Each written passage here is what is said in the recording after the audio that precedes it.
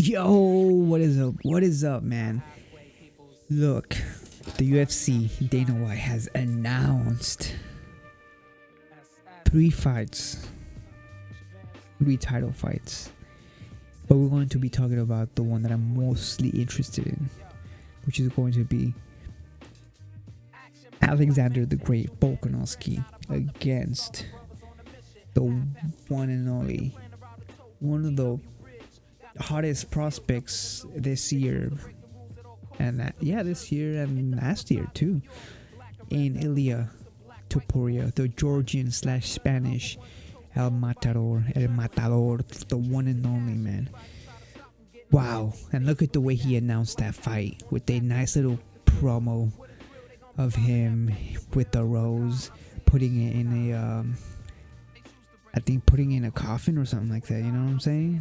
Pretty signifying he's gonna put him in a coffin, man. Look, Ilya Topuria is literally an overall a great fighter, you know, a great martial artist, as we would say. He's good in the ground, he's good standing up, like he is good with his hands, man, and he's literally one of the best strikers in the UFC, and he literally has great ground game, man. He did Greco wrestling, man. He literally he's gotten finishes in the ground, he's gotten knockouts, he's done it all, bro. He's gotten both. So he's not only a one-way traffic with just knockouts, he could have took you to the ground, and he could actually do damage in the ground, and he could submit you, dude. Ilya Topuria is a menace. He is a menace, man.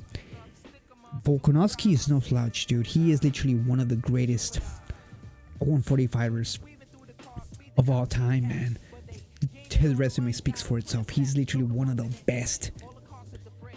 But let's not get it twisted, man. He's coming off a big KO loss against Islam Makhachev. Yes, in a different weight class, but it's still a knockout. He still got TKO'd, bro. It was brutal, man. It was brutal. And literally, it was not that long ago. And this fight was originally planned for January, but they switched it to February. So they gave him a 1 month extra for Volkanovski to get ready. But man, that is still too early for Volkanovski after a vicious TKO like that in a higher weight class. I think he should have gone at least a little bit to maybe April. April sounds like a pretty good, you know. But as we said, look at Volkanovski. Look what he said in his press conference before the fight, or I know after the fight of Islam Makhachev, that he was battling with, you know, because with mental problems, mental issues, you know, depression, you know. He needs to keep fighting in order to stay busy and to keep his mind occupied of just stuff that is going on in his head, you know, stuff that he only knows. And yeah, man, if this fight would have never happened with Makhachev and he would have just gotten ready for Ilya Topuria, I would have favored Volkanovski a lot more, man. He's still the favorite, obviously. Volkanovski is still going to be the favorite for this fight, but I would have him even more of a favorite because he's literally one of the best all around. He has good defense in the ground. He has good wrestling. He obviously has good hands. He has a cardio is just insane. And he's strong. He is really strong, man. He may not have like that knockout power that Ilya Topuria has, but he is strong in terms of like he could pick you up, and you know what I'm saying. But he could probably manhandle you in terms of that, you know, physical man strength. Just because he did rugby and you know he's done a higher. He's been, you know, played rugby. He used to be 200 pounds and stuff like that. Obviously, this is going to be Ilya Topuria's toughest fight. You know, this is going to be his toughest fight he's had. And if he gets this done, he gets it done against a beast.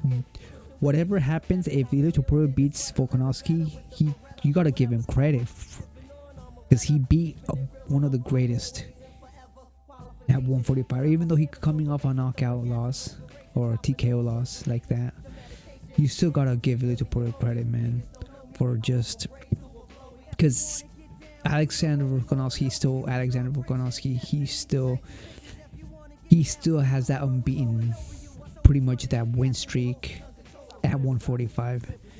So he still we'll see what happens, but we don't know how he will respond, Alexander Volkanovski, after a knockout like that.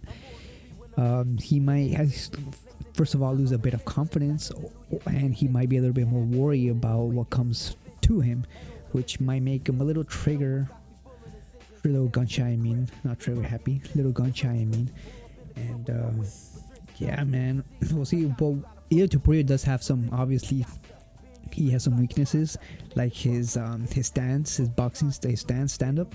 It's a little bit too, like a boxing stance, so his two legs are separate, so it's easy for someone like Alexander Volkanovski, he's known for his leg kicks, so he will be able to, apply those leg kicks to Ilya Topuria. But let's not get it twisted.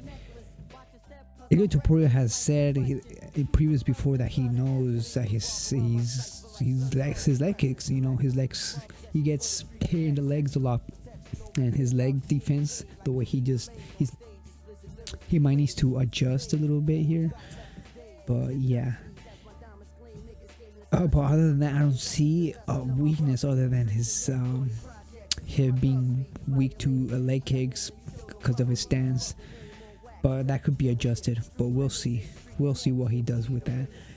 But other than that, Ilya Topuria is a savage. He's hungry. He's younger. Volkanovski's 35 as well, and Ilya Topuria is hungry. He's young, and he's coming for that belt, man. But if I was a betting man, I would put a little bit of money towards Ilya Topuria, because he will not be the favorite. Obviously, Volkanovski will still be the favorite in this fight.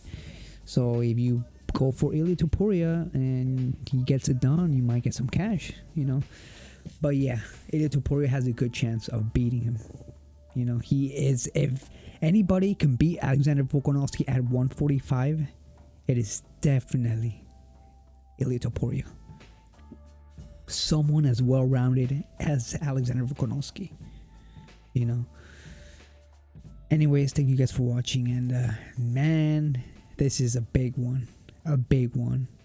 Amatador at Volkanovski going at it on February. It's going to be in LA. I think that's where it's going to be at. So can't wait for that fight. And yeah, man, thank you guys for watching, and peace out.